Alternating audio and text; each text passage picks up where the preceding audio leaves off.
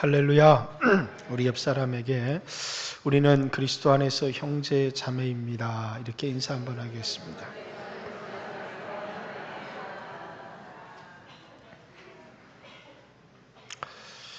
형제 자매 안 갖고 원수 같으세요? 인사하는 게.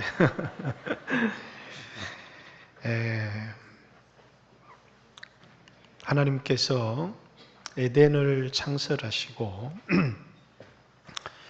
하나님이 지으신 사람을 그 에덴에 두셨는데, 그 에덴 동산에 보기 좋고 먹기 좋은 각종 나무의 열매들을 맺게 하셨는데, 그 동산 중앙에 어떤 나무가 있었습니까? 선악을 알게 하는 나무와 생명나무. 그래서 그 동산 중앙에 생명나무와 선악을 알게 하는 나무도 있더라, 이렇게 얘기를 합니다. 그런데 인간이 범죄를 하고 나서 하나님께서 범죄한 인간을 에덴에서 내어 쫓으시고, 그리고 혹 생명나무의 열매를 따먹고 죄를 가지고 영생할까봐 생명나무로 가는 길을 그룹으로 막으시고, 이제 하영검 불타는 칼로 그 길을 지키셨다, 이렇게 얘기를 합니다. 사람이 그 누구도 생명나무에 가까이 가지 못하도록 그룹으로 덮으셨을 뿐만 아니라 화영검, 불타는 검으로 생명나무로 나아가는 길을 지켰다, 이렇게 창세기 3장에 우리에게 얘기합니다. 그래서 이제는 어떤 사람도 생명나무에 가까이 갈 수가 없었는데, 예수님이 이 세상에 오셔서 십자가에 피 흘려 죽으심을 통해서 여러분과 제가 생명나무로 나아가는 길을 열어주셨다라는 것입니다. 예수님에 대한 여러 비유들이 있지만, 요한복음에는 예수님을 생명의 말씀이다, 또 생명수, 내 피는 참된 음료다, 그래서 생명을 주는 물이다, 또 참된 생명을 주는 양식이다. 그래서 예수님을 생명의 떡이다, 생명을 주는 물이다, 이렇게 말하기도 하지만, 베드로는 또 베드로전서 2장 4절에 보면 사람에게는 버림받았으나 하나님께는 택하심을 입은 보배로운 산돌이신 예수께, 이렇게 예수님을 생명의 돌이다, 그래서 너희도 생명의 돌같이 신령한 집으로 지어져라, 산돌이다, 이렇게 얘기했지만 그것을 생명의 돌, 이렇게 얘기했습니다. 예수님은 생명의 돌이시고, 예수님은 생명나무이시고, 예수님은 생명의 말씀이시고, 예수님은 생명의 물이시고, 예수님은 생명의 양식이 되시는 분이신데, 오늘 히브리서 10장에 예수님을 뭐라고 말씀하셨느냐 하면 20절에 보면, 그 길은 우리를 위하여 휘장 가운데 열어놓으신 새로운 살 길, 이렇게 얘기했는데, 예수님을 새로운 생명의 길, 산다라는 말은 조의 생명이다, 생명의 길이시다. 우리가 잘 알듯이 요한복음에 예수님이 나는 곧 길이요 진리요 생명이니 나로 말미암지 않고는 아버지께로 올 자가 없다, 이렇게 얘기하는데, 예수님은 아버지께로 가는 유일한 길이시고, 예수님께서는 우리에게 생명을 주는 생명의 길, 다시 말해서 예수님이 이 세상에 사람의 육체를 입고 오셔서 십자가의 죽으심을 통해서 생명나무로 나아가던 길이 막혀 있었는데, 그 길을 우리에게 열어주셨고, 또 누구든지 지성소에 들어가 은혜의 보좌 앞으로 나아갈 수가 없었습니다. 왜냐하면 성소와 지성소의 사이에는 휘장이 가로막혀 있어서 아무나 그리로 들어갈 수가 없었고, 그리로 들어가는 자마다 죽임을 당하였을 뿐만 아니라 1년 1차 대제사장만 짐승의 피를 가지고 하나님 앞에 대속제일에 나갈 수 있었는데, 예수님께서 이 세상에 오셔서 자신의 몸으로 단번에 하나님 앞에 제사를 드림을 통해서 하나님 앞에 예배를 드렸을 때, 예수님이 십자가에 피를 흘리고 살이 찢기는 그 순간에 휘장이 위에서부터 아래로 쫙 찢어지면서 이제는 대제사장만 1년 1차에 나가는 것이 아니라 하나님 앞으로 나아가는 길이 우리에게, 하나님 면전으로 나갈 수 있는 길을 우리에게 열어주신 분이 예수님이시다, 이렇게 소개하고 있습니다. 그래서 19절에 보면, 그러므로 형제들아 우리가 예수의 피를 힘입어 성소, 이 성소는 지성소를 얘기합니다. 지성소에 들어갈 용기, 담력을 얻었나니 그 길은 우리를 위하여 희잔 가운데로 열어놓으신 새로운 생명의 길이요, 희장은 곧 그의 육체라. 이렇게 예수님이 십자가에서 자신의 몸을 찢으셔서 피를 흘리셨을 때 하나님 앞으로 나갈 수 있었던, 나갈 수 없도록 막아놓았던 휘장이 위에서부터 아래로 찢어지면서 이제는 누구든지 대제사장만 1년 1차에 나갈 수 있었던 그 길이 이제는 예수 믿는 모든 사람들에게 열려서 이제는 하나님의 면전으로 나갈 수 있는 생명의 길이 열렸습니다. 천사들이 가로막아버렸고, 그리고 화영검으로 가로막혀버렸던 생명나무로 나아갈 수 있는 길이 예수님이 십자가에 피 흘리실 그때에 그 새로운 우리에게 생명의 길이 열렸습니다. 이렇게 이것이 예수님이 이 땅에서 하신 일이고, 그리고 예수님이 부활하셔서 하늘 보좌 우편에 가셨어 지금도 우리를 위하여 간절히 기도하시는 일을 할 뿐만 아니라, 여러분들이 하나님 은혜의 보좌 앞으로 나올 때 여러분이 회개하고 통회하는 죄를 사하는 일을 하늘 성소, 하늘 보좌 우편에서 하고 계실 뿐만 아니라 믿는 자에게 성령을 부으셔서 거룩한 삶을 살아갈 수 있도록 이제는 죄의 종로로 가지 않고 육신의 정욕대로 살지 않고 하나님의 뜻대로 살아갈 수 있도록 믿는 자에게 성령을 끊임없이 부어주시는 일을 하늘 보좌 우편에서 하고 계시고, 지금도 만왕의 왕 만주의 주로서 모든 우주의 역사를 다스리고 통치하시는 일을 예수님이 하고 계신다라는 것이 히브리서가 예수님에 대하여 소개하고 있는 것입니다.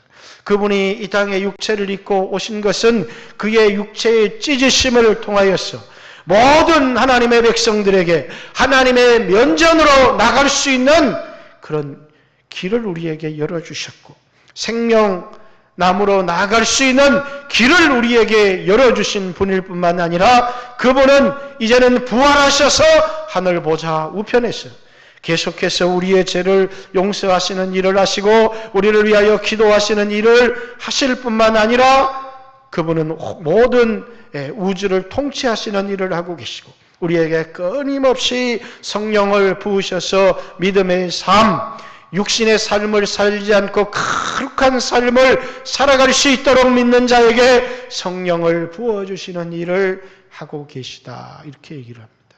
이것이 예수님이 하신 일이고 예수님이 지금 하고 계신 일이다, 이렇게 성경은 소개하고 있고요. 그럼 우리는 가만히 있으면 되느냐? 우리는 어떤 일을 해야 되느냐?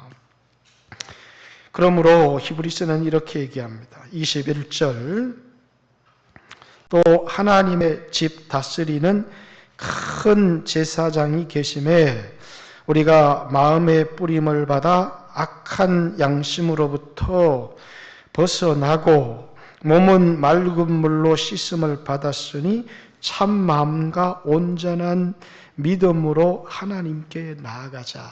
이것이 우리가 해야 될, 그분이 우리를 위하여 하나님께로 나아갈 길을 열어주셨는데 우리가 가만히 있으면 그분이 우리를 위하여 열어주신 이 생명의 길, 새로운 살 길은 아무런 의미가 없다는 거예요.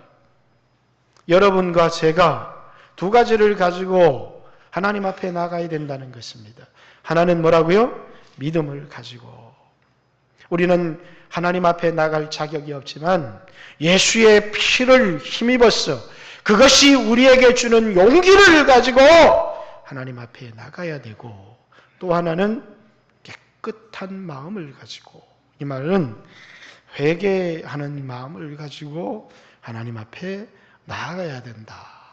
다윗도 하나님은 상하고 통회하는 심령을 멸시하지 아니하신다, 이렇게 이야기를 했는데, 우리는 하나님 앞에 나갈 때 계속해서 더러운 양심과 죄악된 욕심을 가지고 하나님 앞에 나가는 것이 아니라, 비록 세상에서는 넘어지고 실패했을지라도 하나님 앞에 나올 때 자신의 죄를 슬퍼하는 마음과, 그리고 새롭게 거룩한 삶을 살겠다는 의지와, 그것과 더불어 예수의 피를 힘입어서 믿음을 가지고 하나님 앞에 나아갈 때 하나님은 우리의 모든 죄를 씻어주실 뿐만 아니라 우리에게 은혜를 베풀어 주시고, 뿐만 아니라 거룩한 삶을 살아갈 수 있도록 우리에게 성령을 부어주시는 분이시다, 이렇게 얘기를 합니다.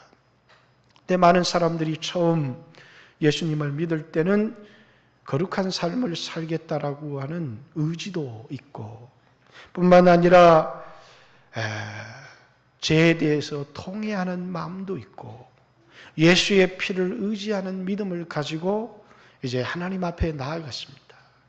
그러나 신앙생활을 오래 하면서 여러 번의 죄를 반복해서 지으면서 예수의 보혈을 믿습니다, 예수의 피를 의지합니다 하는, 예수의 피가 내 죄를 씻고 용서한다는 사실은 아는데 그만 무엇을 잃어버리느냐 하면 자신의 죄를 슬퍼하는, 회개하는 마음을 잃어버리는 것입니다. 뿐만 아니라 새롭게 살겠다고 하는 결단이 아무런 의미가 없는 것처럼 이제는 내가 새로운 삶을 살겠다고 하는 그런 어떤 의지와 마음도 갖고 있지 못하고 자신의 마음을 물로 씻어 깨끗하게 하는 그런 역사가 없이 예수의 피만 의지합니다. 이렇게 하나님의 은혜의 보좌 앞으로 나가는 일이 반복되고 있다는 것입니다. 어느 순간부터 우리에게 뭐가 사라져 버렸어요? 회개가 사라져 버렸습니다. 성경은 우리에게 회개를 요구하고 있습니다. 회개하라! 천국이 가까워왔다. 회개하지 아니하면 망하리라! 이렇게 말씀했고, 회개의 복음이 땅끝까지 전파되리라, 이렇게 얘기했습니다. 복음은 우리에게 회개를 요구하고 있습니다.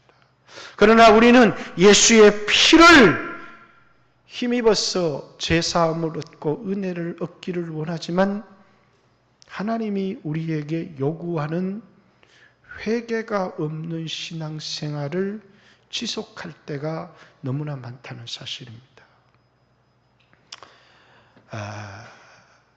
많은 사람들이 이제는 회개하지 않아도 되는 것처럼, 왜? 새로운 삶에 너무나 많은 실패를 해봤기 때문에 더 이상 회개 없이 예수의 피를 의지합니다 하면서 하나님 앞에 나가지만, 오늘 이 자리에 예배하러 오면서도 내 더러운 마음을 씻어내고 새로운 삶을 살겠다라고 하는, 하나님 앞에 우리의 깨끗한 마음을 드리겠다고 하는 그런 의지가 없이 하나님 앞에 나오는 사람들이 많이 있다는 것입니다. 성경은 우리에게 분명히 예수의 피가 없이는 그 누구도 죄사함을 얻을 수가 없고 은혜를 받을 수 없다고 얘기를 합니다. 예수님의 십자가 공로 없이 우리가 아무리 회개를 해도 죄 용서함을 받을 수가 없습니다. 그러나 예수님이 우리를 위하여 십자가에 피 흘렸다고 할지라도 회개함이 없이는 하나님 앞에 나갈 수 없다는 사실도 알아야 합니다. 예수님의 십자가의 피는 우리를 용서하는 근거가 되는 것입니다. 그러나 회개는 예수님의 십자가의 그 공로를 내가 덧입을 수 있는 통로가 되어지는 것입니다. 그러나 얼마나 많은 사람들이 예수의 피를 의지합니다. 그러면서 그만 회개를 잃어버리고 살아갈 때가 많습니다. 예수의 피는 은혜를 얻고 죄사함을 얻는 근거가 되어지는 것이고 그 예수의 피를 힘입을 수 있는 통로가 회개라는 것입니다. 그러기에 성경은 우리에게 피 흘려라 이렇게 말하지는 않습니다. 예수님께서 피를 흘리셨고 우리의 죄에 대한 대가는 예수님이 지불하셨지만 우리에게는 회개를 요구하고 있는 것입니다. 깨끗한 마음을 가지고 새로운 삶에 대한 결단을 가지고 하나님 앞에 나오라. 그래서 예수님이 십자가에 피 흘리시고 죽으심을 통해서 하나님의 은혜의 보좌 앞으로 나갈 수 있는 생명의 길을 우리에게 주시면서 그리고 그분이 하늘 보좌 우편에서 모든 만물을 다스리면서 우리에게 세 가지를 요구하고 있는데 하나는 회개와 믿음을 통해서 하나님 앞으로 나아가라. 그것이 우리에게 요구하고 있는 첫 번째 22절의 메시지입니다. 참 마음과 온전한 믿음으로 하나님께 나아가자. 이렇게 우리에게 열어주신 그 생명의 길, 그 길로 어떻게 나아가느냐? 회개하는 그 깨끗한 참 마음과 예수의 피를 의지하는 용기, 담력을 가지고 하나님 앞으로 나아가자. 이것이 우리에게 요구하는 첫 번째 요구다라는 것입니다. 이걸 한마디로 얘기하면 우리에게 믿음을 요구하고 있습니다. 23절에는 또 약속하신 이는 미쁘시니 우리가 믿는 도리의 소망을 움직이지 말고 굳게 잡아라. 23절은 소망, 24절은 서로 돌아보아 사랑과 선행을 격려해라. 24절은 사랑. 그래서 이것을 이제 뒤에 히브리서 11장은 믿음장, 히브리서 12장은 소망장, 히브리서 13장은 사랑장. 그래서 믿음, 소망, 사랑을 이제 자세하게 설명을 하는 것입니다. 예수님께서 우리를 위하여 이런 일을 행하셨다. 그런데 우리는 어떻게 살아야 된다는 거예요? 회개하는 마음과 예수의 피를 의지하는 그 믿음에서 나오는 용기를 가지고 하나님 앞으로 그 생명의 길을 통하여 하나님의 은혜의 보좌 앞으로 나가야 한다고 얘기를 하고 있습니다.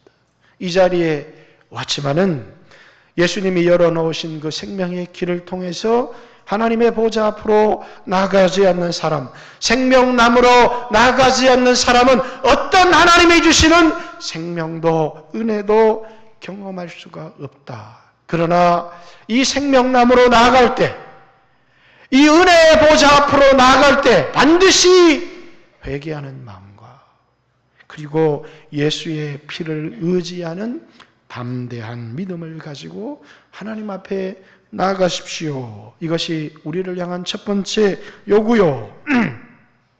23절의 말씀을 다시 읽어봅니다.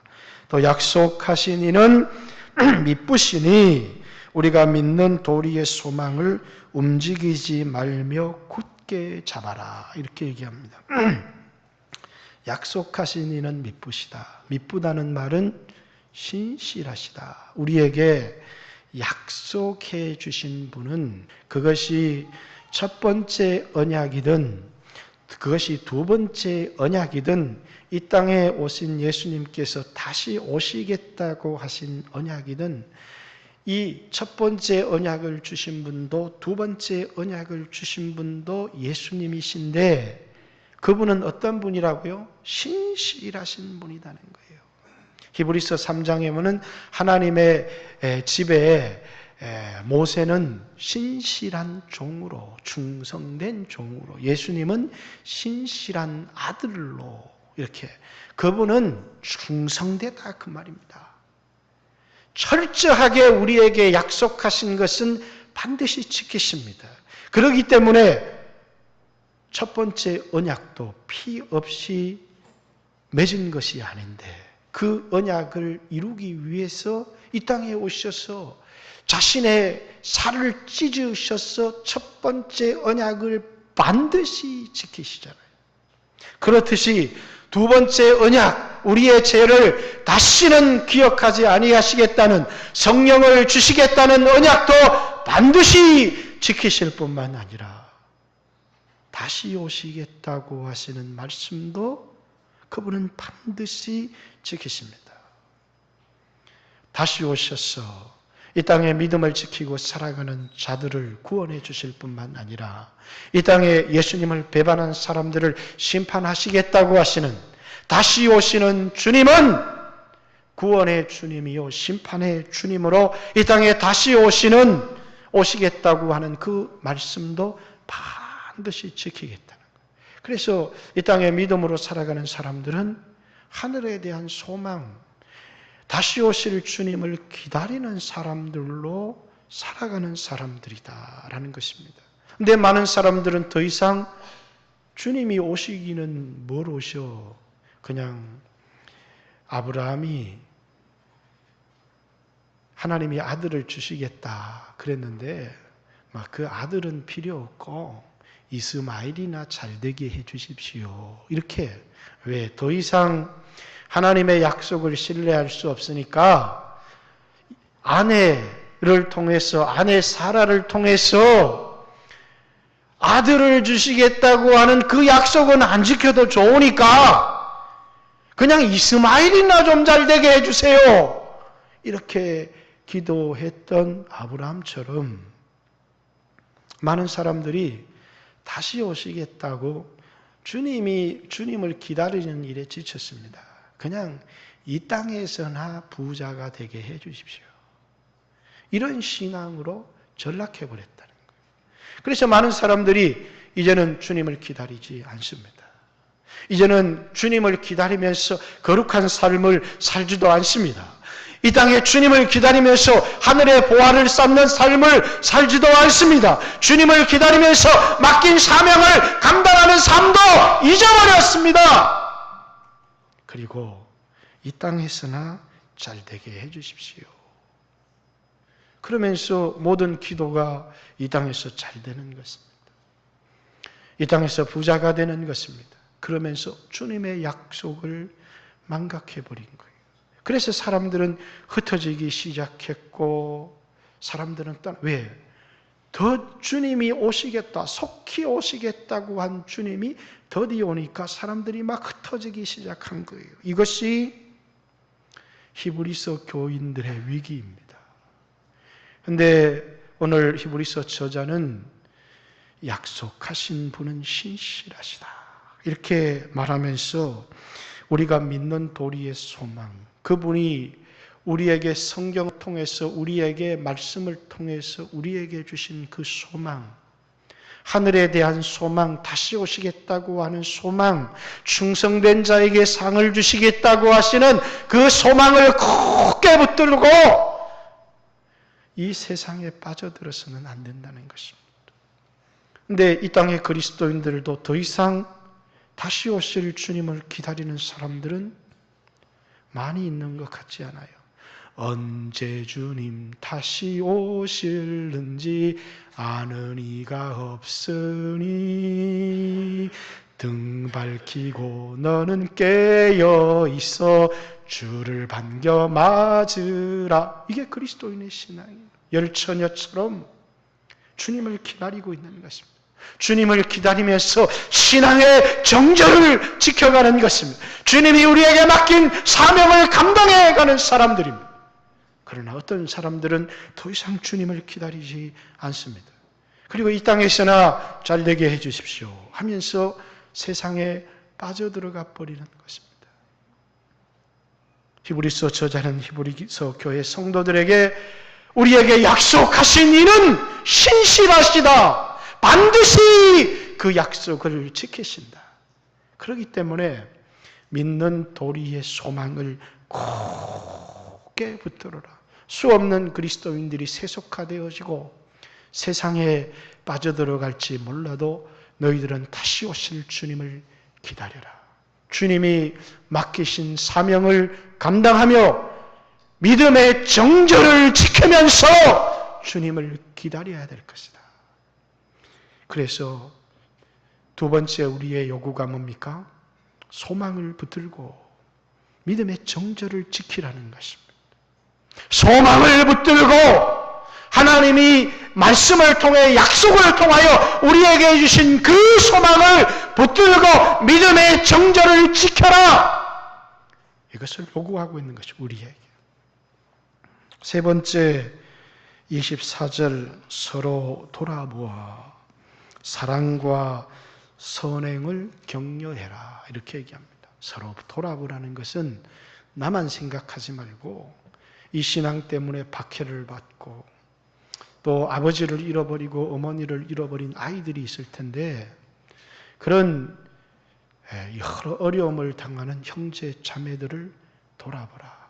그리고 흔들리는 신앙에 흔들리고 세속화되어져 가고 믿음을 배신하려고 하고 이런 사람들을 좀 격려해라. 끝까지 믿음을 지킬 수 있도록 나만을 생각하지 말고 서로 돌아보아서 사랑과 선행을 격려해라. 우리 영광교회 같으면 하나님 뭐라고 말씀하시겠습니까?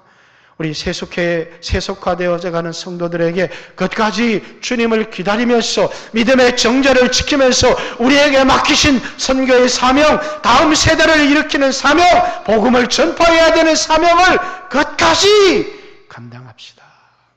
이것을 감당하는 일은 우리에게 고난을 요구합니다. 우리에게 희생을 요구합니다. 결코 쉬운 것이 아닙니다. 하늘에 대한 소망이 없이는, 믿음이 없이는 우리는 버텨나갈 수가 없습니다. 뿐만 아니라 주변에 형제 자매들의 기도가 없이는, 위로가 없이는, 격려가 없이는 우리는 끝까지 승리할 수가 없기에 연약한 사람들을 돌아보자. 그들을 격려하고 그들을 위하여 기도하고 그래서 끝까지 소망을 가지고 주님의 약속이 성취되기를 기다리며 믿음을 지켜나갑시다. 그리고 오늘 아무리 힘들고 어렵지만은 회개하는 마음과 그리고 예수의 피를 의지하는 믿음을 가지고 하나님의 은혜의 보좌 앞으로 나가서 주님이 주시는 힘을 얻고 위로를 얻읍시다. 이것이 신앙을 지켜나가기 어려운 사람들을 향해서 권고하는 것입니다. 그러면서 그들에게 이것만큼은 결코 해서는 안 됩니다. 라고 하는 한 가지 모이기를 25절을 패하는 어떤 사람들의 습관과 같이 하지 말고 오직 그날 주님이 다시 오시겠다고 하는 그날이 가까이 옴을 볼수록 더욱 그리합시다. 이렇게 얘기합니다. 모이기를 패하는 어떤 사람들. 이제 모일 필요 없습니다. 모이지 마십시오. 이런 사람들이 있었다는 것이 아닙니다.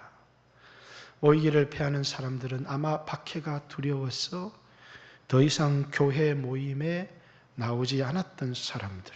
또 한 종류의 사람들은 속히 오시겠다고 하신 주님을 기다리다가 그만 지쳐버리거나 실망한 사람들. 그래서 주님의 약속은 더디 이루어질 것 같고 박해는 심해지니까 그만 교회 모임에 참석하지 않는 그런 사람들을 향해서 모이기를 패하는 어떤 사람들이다. 이렇게 얘기합니다. 오늘 이 시대에는 우리에게 박해가 없습니다. 그럼에도 불구하고 우리는 모이기를 힘쓰지 못할 때가 많이 있습니다. 오늘 우리가 모이기를 힘쓰지 못하는 가장 중요한 이유는 우리가 중요한 게 아니고 나가 중요하기 때문입니다. 많은 사람들이 우리라고 하는 우리가 중요한 것이 아니라 어느 순간부터 우리는 중요하지 않습니다. 오늘 교회 단합대회가 하지만 교회가 중요한 게 아니잖아요. 많은 사람들에게 누가 중요합니까? 내가 중요합니다. 교회가 예수님이고 예수님의 몸인데 내가 교회를 위해서 희생하겠습니다. 내가 교회를 세우기 위해서, 그래서 나는 교회의 한 지체요. 나는 교회를 세우는 일에 내가 한 지체가 되어서 희생하겠습니다. 라고 하는, 우리가 중요하고 예수님의 몸이 중요한 것이 아니고 오늘 많은 사람들에게 누가 중요할 뿐이라고요? 나가 중요하다는 거예요. 오늘 이 시대의 가장 큰 위기는 개인주의입니다. 많은 사람들이 오직 관심이 내 문제에 있다는 것입니다. 성경은 우리에게 뭡니까? 주님의 일을 성공시키라고 얘기를 합니다. 먼저 그의 나라와 그의 의를 구하라고 얘기합니다. 주님의 몸된 교회를 세우라고 이야기를 합니다. 그러면 하나님이 세워주시겠다고 이야기합니다. 저는 다윗의 언약을 68주년 맞이한 우리 교회 성도들이 꼭 기억했으면 좋겠습니다. 원로 목사님이 이 성전을 지을 때 하나님께 받았던 말씀이기 때문에 결코 우리와 무관하지 않다고 생각합니다. 하나님의 궤는 휘장 가운데 있는데 나는 백향목궁에 거하는도다. 그러면서 다윗은 하나님의 집을 짓기를 열망했습니다. 하나님의 집을 짓고 싶습니다. 교회를 세우고 싶습니다. 그것이 다윗이 가졌던 꿈입니다. 그랬더니 하나님께서 나단을 통해서 말씀하십니다. 하나님의 집을 짓는 것은 아무나 지을 수 있는 은혜가 아닙니다. 돈만 있다고 지을 수 있는 은혜는 아닙니다. 그래서 하나님은 다윗에게 하나님 집 짓는 것을 허락하지 않습니다. 그렇지만 하나님께서 그 마음을 받으시고 다윗에게 이렇게 말씀하시는 것입니다.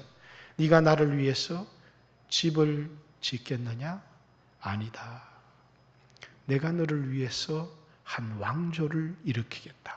그러면서 다윗에게 주신 언약, 하나님이 다윗을 위하여 집을 지어 주시겠다. 이렇게 말씀하신 것입니다. 사랑하는 성도 여러분, 오늘 세상이 세속주의, 물질 만능주의, 종교다원주의, 이런 뿐만 아니라 나르시시즘, 자기를 사랑하고 자기애에 빠지는 이런 세상의 문화 속에 살아가고 있지만 여러분과 저는 혼자가 아닙니다. 우리 가정에서도 남편은 그 가정을 세워야 될 아버지, 나로서 살아가는 것이 아니라 아버지로서 살아가는 것이고, 나로서 살아가는 것이 아니라 어머니로 살아가야 하는 것처럼 여러분과 저는 교회의 일꾼으로서 교회를 세워나갈 때 하나님이 우리를 세워주신다는 사실을 믿었으면 좋겠습니다. 이 하나님의 약속을 굳게 붙들고 그만 자기 문제에 빠졌어. 그냥 자기 일에 매달리다가 하나님이 우리에게 주신 그 꿈, 그 뜻을 놓치지 않았으면 좋겠습니다. 지난 주간입니까? 지지난 주간에 어떤 목사님 부부를 만났습니다. 자기 자식을 전혀 돌아보지 않는다는 것입니다. 자기는 너무 절박하기 때문에 이렇게 해도 살 수가 없고 저렇게 해도 살 수가 없어서 교회에서 내 자식하고 남의 자식이 넘어지면 자기 자식을 한 번도 안아줘 본 적이 없대요. 그런데 오직 이 믿음 하나로 내가 하나님의 일에 전념을 하면 하나님이 내 자식을 돌보아 줄 것이다 하는 그 마음으로 평생을 살았다 그래서 제가 그렇게 하지 마라. 자식이 아픈데 한 번도 병원에 데려가 본 적이 없다는 것입니다. 아내가 자식이 4명인데 그걸 들쳐업고 손을 잡고 버스를 타고 가는데도 한 번도 자식을 병원에 데려가 본 적이 없다는 것입니다. 그래서 제가 그건 잘하는 게 아닙니다. 자식을 목회하는 그것도 하나님께 목회하는 거니까 앞으로는 좀 그렇게 하지 않았으면 좋겠습니다 라는 이야기를 하기는 했지만 이 목회자의 마음 속에는 자기를 위해서 살고자 하는 마음, 자기가 존재하지 않는 것 같았습니다. 참 어쩌면 존경할 만하다 이런 생각을 했어요. 사랑하는 성도 여러분, 그러나 얼마나 이분처럼 살지 않을지 몰라도 우리에게는 얼마나 개인주의가 팽배합니까? 많은 사람들에게 오직 나밖에 없는, 그래서 교회 와서 하나가 되지를 못합니다. 한 덩어리로 뭉쳐지지 못합니다. 그래서 교회는 그만 힘을 잃어버렸고 사명을 잃어버렸고, 여러분, 교회가 하나하나 낫알이 되어질 때 교회는 성전이 되지 못합니다. 베드로는 예수님이 보배로운 산돌이시다. 너희들도 산돌과 같이 하나님의 신령한 집으로 지어지라. 이 말은 여러분과 저를 향해서 뭐가 되라고요? 하나가 되라는 것입니다. 묶여지고 연합해서 하나가 되어질 때 그것이 바로 하나님이 거하시는 성전이 되어지고 하나님이 은혜를 베풀어 주신다고 하신 약속의 말씀을 기억하고 모이기를 패하는 어떤 사람들, 그 당시에는 핍박과 박해가 두려워서 모이지를 못했지만 오늘은 자신의 문제에 빠져서 개인주의에 빠져서 더 이상 하나 되지 못하는 성도들이 없도록, 이것이 주님이 우리를 위하여 십자가를 지시고 하나님의 은혜의 보좌 앞으로 나아갈 수 있는 생명의 길을 열어주신 분, 생명나무로 나아가는 생명의 길을 열어주신 분이 오늘 여러분과 저에게 요구하는 삶이라는 것을 기억하고 믿음으로 살아가는 귀한 성도들 되시기를 주님의 이름으로 축복합니다. 같이 한번 하나님 앞에